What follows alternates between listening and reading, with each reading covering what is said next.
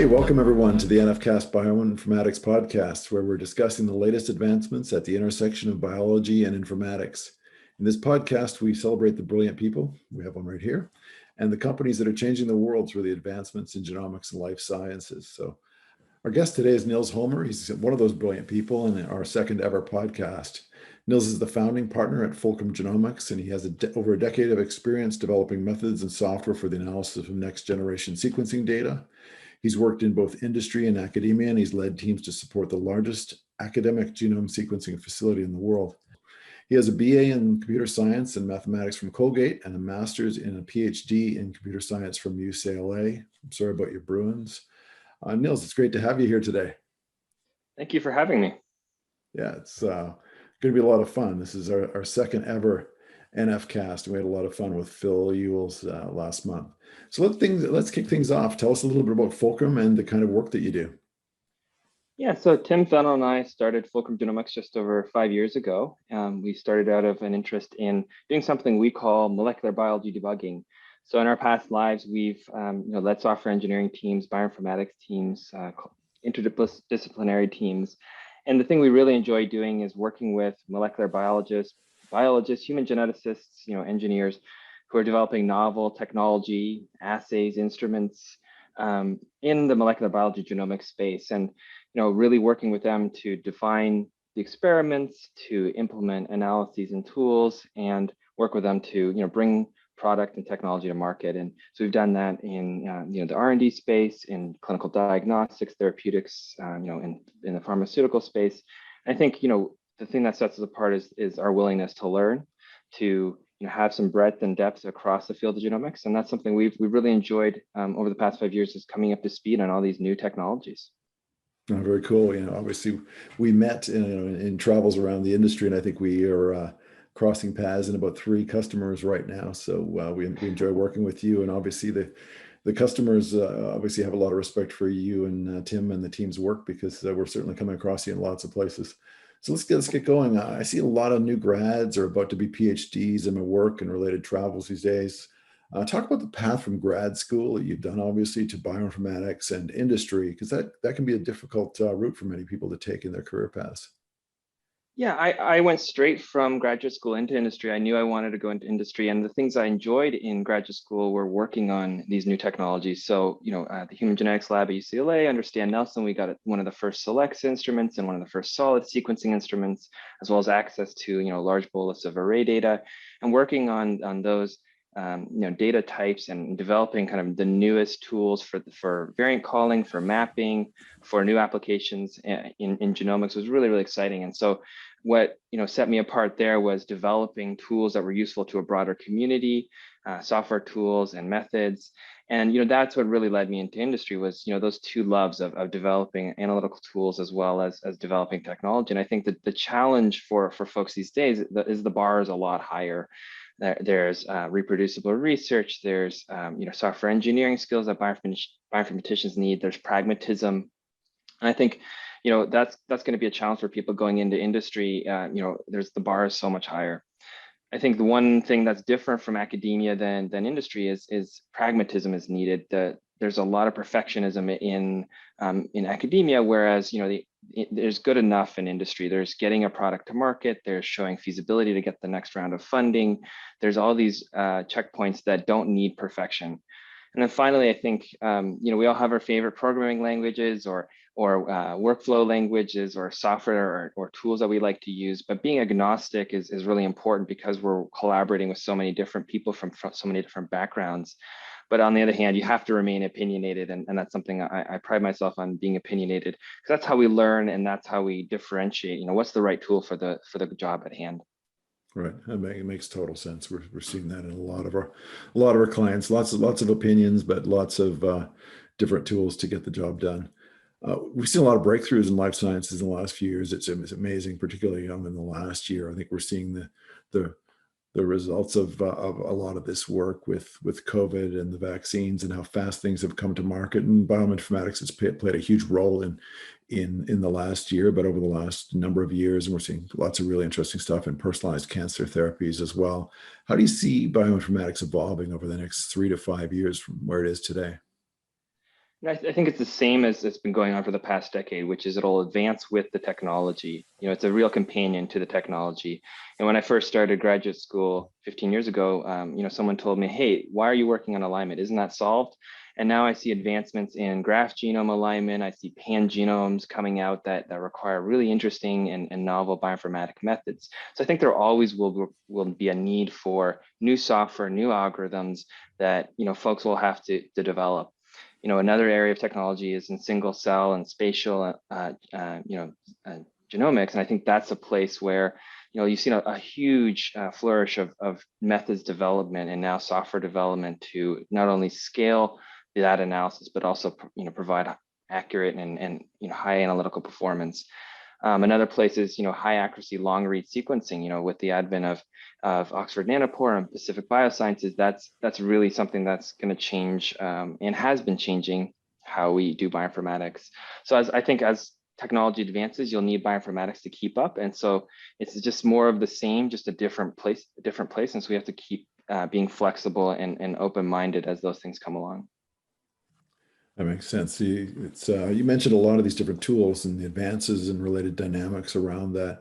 What do you see as the technical challenges for bioinformaticians today? I see a lot of advancement and challenges around reproducible research. A lot of folks are adopting workflow languages, containers, that allow us to share our analyses and be able to reproduce those analyses. I think the next challenge with that is optimizing that for scale and throughput. We now know how to do reproducible research, how to share these analyses, but I think understanding how that scales when we have many samples, big data.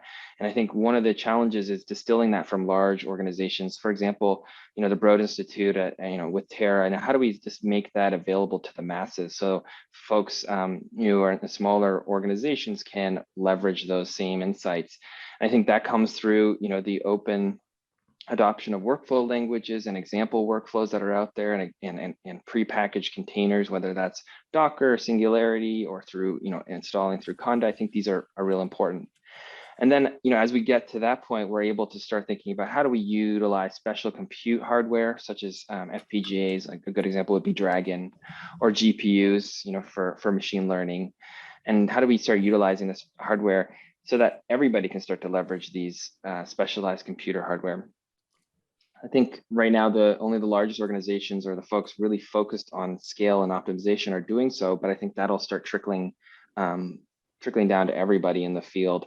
As I say, a rising tide lifts all boats. And I think that's what's going to happen here is we're all going to be lifted up by these efforts, these large consortium and industry efforts. Yeah, we're seeing it. I think it's well out of the really large organizations now. We're seeing lots of startups doing personalized medicine and small groups or people that aren't specialists in certain areas being able to leverage things like NF Core because they can just go grab a single cell pipeline or RNA-seq or whatever it happens to be and leverage that without having first of all to write it themselves, and plus the whole containerization thing, as you mentioned, it just allows people to kind of grab things in a packaged fashion and off they go. So we're seeing a lot more machine learning being applied to life sciences. I'm interviewing someone next week to hear about how they're using it in personalized cancer therapy. How do you see other new technologies being applied in bioinformatics, and where do you see the opportunities down the road to leverage these technologies? It's sort of related to the prior question. Right, and I think the real answer is that we have to be flexible as bioinformaticians, right? We are the ultimate connectors and collaborators in this field. We connect the data to the biologists. We need to be open and but also knowledgeable in our domains, right? Biology is messy. It's ultimately not well structured. I mean, that's some of our own fault as bioinformaticians, but nonetheless, that's true. And I think, for example, machine learning, you need to know the domain and context to be able to develop these networks and to gain some insight, like what is it actually finding in the data, because that's important to understand the mechanism in biology. And so then I think that falls on is how do we as bioinformaticians leverage all of the new compute hardware, all of the new analytical methods that are built on top of that. And that could include new programming languages like Go and NIM and Rust that we use to make it a little easier to write performance software. And I think one place that I think is really important is visualization. I think this is ripe for innovation. There's a lot of folks who who are doing this right now, both in industry and academia, and just being able to visually present and interact with the data in a way that is intuitive and informative is going to be really important going forward. Yeah, I like that point on speed and analytical performance. I think that's interesting as you sort of look forward to how this is going. You know, it's been a very batch process and takes a long time to get to time to results, but you could see it shifting to near real time as we get into emergency medicine and, you know, ICUs where you're actually want to in real time get genetic results so that you can apply a personalized medicine, or you can know how a person's going to react to a specific treatment because of their genetic background. I think that's incredibly powerful. Now you're talking about needing results in potentially minutes or seconds rather than hours and days and weeks. So that's really interesting. I So think we did just a to follow recent, on that, with yeah. that, you say, look at the NICU, the Stephen Kingsmore, what he's done over the past years with Dragon FPGA, returning results that are needed quickly to, identifying sepsis. That's really important, to be able to see what's going on, what's in there that's causing that. And I think, as you're doing, surveillance now with COVID, I think there's a lot of need to get results quickly. Yeah, yeah, absolutely. We're seeing that. I know a lot of people that are swamped right now with that surveillance on the variants because they've just had to completely shift their labs to total focus on just identifying variants and be able to react to that. So we did a recent survey. I'm sure you saw it and we talked briefly about it before, but there's a huge bias towards the bioinformatics role in our base, and that makes sense, being secondary analysis. That's where you find bioinformaticians playing a lot, but that's versus software developers or the biologists. And I've spoken to a lot of teams about those differences between software engineers and bioinformaticians. And I talked to Phil about this in the last podcast as well, but how do you look at those differences and the disparate skill sets needed for this kind of research? Yeah, I mean, first, I was like you, not unsurprised about the academic usage of Nextflow, and also, the utilization of HPC, versus, cloud technologies. That's where we came from. I first worked on an SG and, PBS and all those, grid schedulers and local terrestrial compute, if you will. And also, I was unsurprised that, it was bioinformaticians who are, initially adopting it. We tend to try to go to the newest thing and try it and see, and if it works well, we're really quick to adopt it. And I think that's where bioinformaticians, really grasped onto Nextflow and started leveraging that. And now with Nextflow Tower and being able to run that, across multiple clouds, I think that's really important. But going back to your question about, the difference in bioinformaticians and software engineers, and I think bioinformaticians, immerse themselves a lot into the biology, whereas software engineers want to, develop the systems that are useful for the end users. And I think, that's something that there's a gradient between those. There's no black and white. It's a gradient between bioinformaticians and software engineers. And I've seen this in action where we've immersed, software engineering teams into an interdisciplinary and collaborative environment with, other, geneticists, researchers, bioinformaticians, computational biologists. One of my, proudest moments was, at the Broad Institute, bringing in teams together in the engineering platform who were, pure software engineers, never took a course in biology, to folks who, really, needed that skill in software engineering coming from a computational biology or bioinformatics background, and then just, working together, and everybody improved, and the results also improved and the scale improved. So I think, that shows just finding collaborators and colleagues who have the skills that, can fill some of the gaps of your own.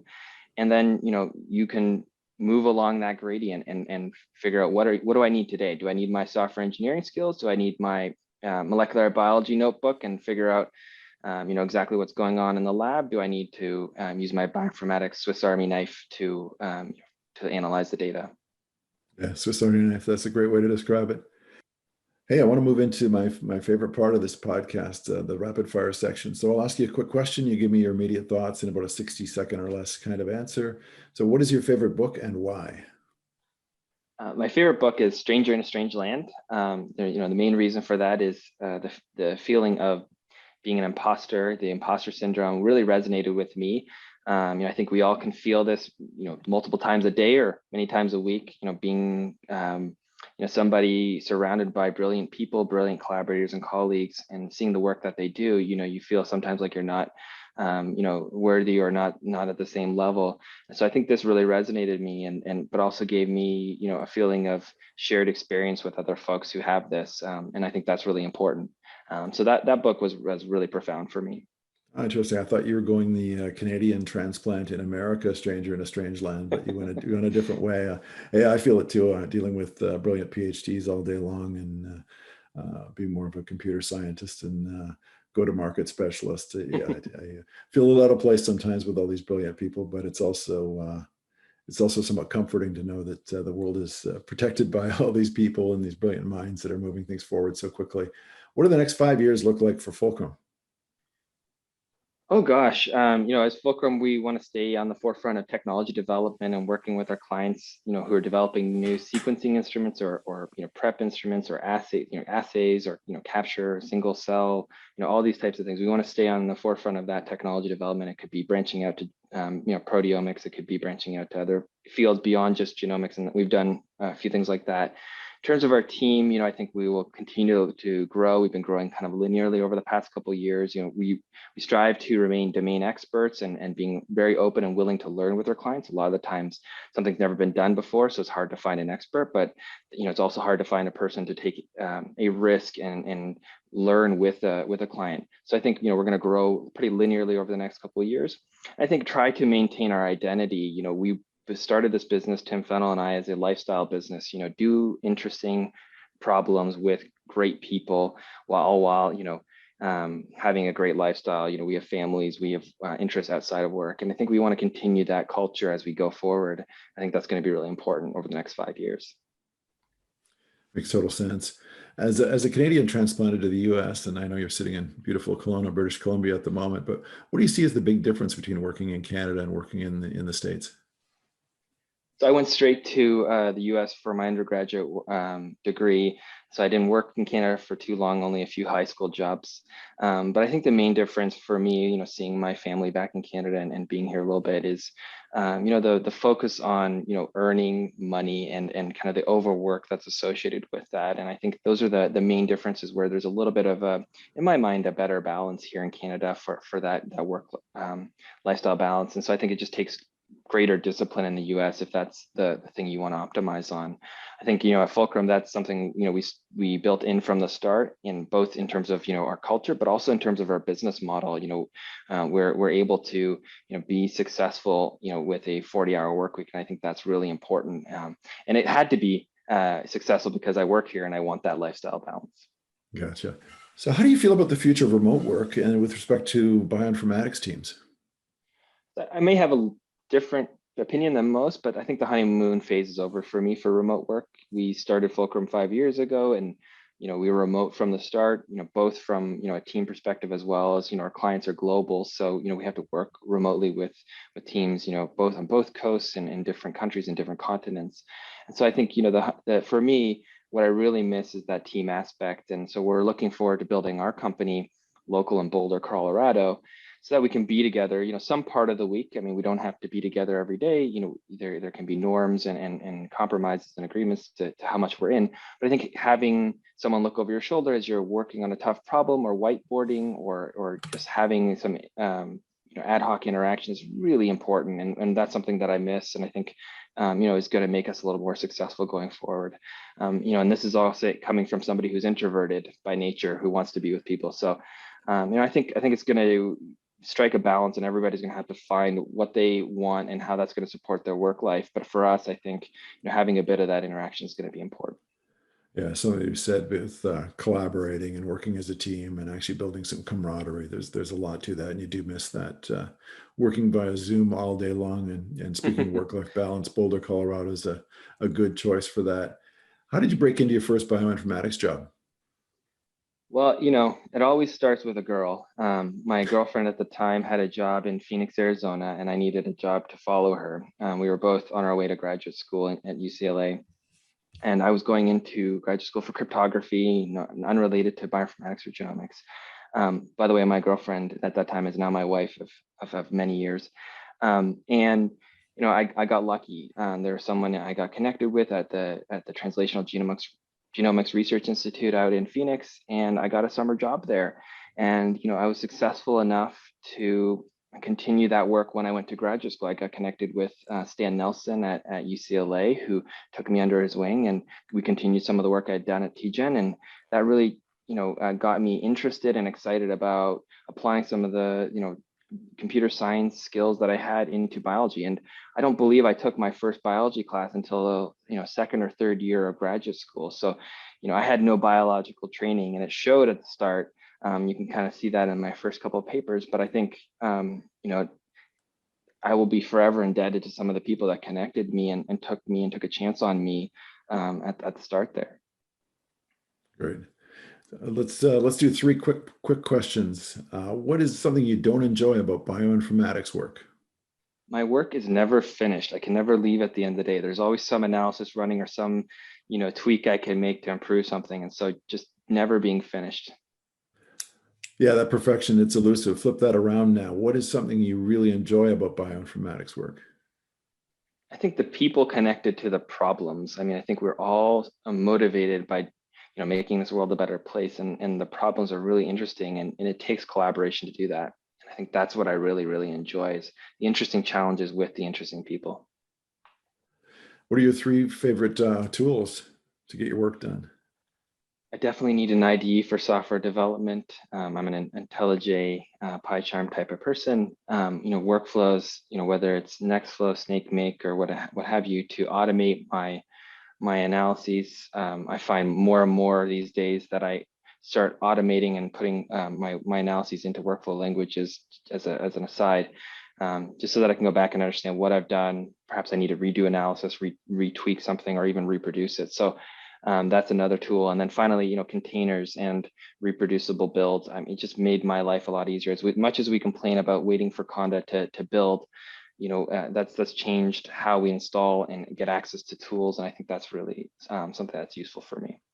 Yeah, it's a different world with containerization and with the tools that are available now. I think back to the problems we were trying to solve in computer science in the 90s, and we were just solving them using totally different tool set, and sometimes it was pretty ugly. And I think that's why you found so many things just hardwired in Bash and shell scripts. And well, Bash wasn't around so much then. It was Bourne Shell and C Shell, but whatever, aging myself. Hey Nils, this has been a lot of fun. I really appreciate you taking the time, and I hope the folks out there in the interweb enjoyed it. And I know you're widely followed on Twitter, and people enjoy your tongue-in-cheek humor as well. So give Nils a follow. We'll put up his Twitter handle at the end here. And again, thank you, Nils, and thank you, everyone. We'll talk to you again soon.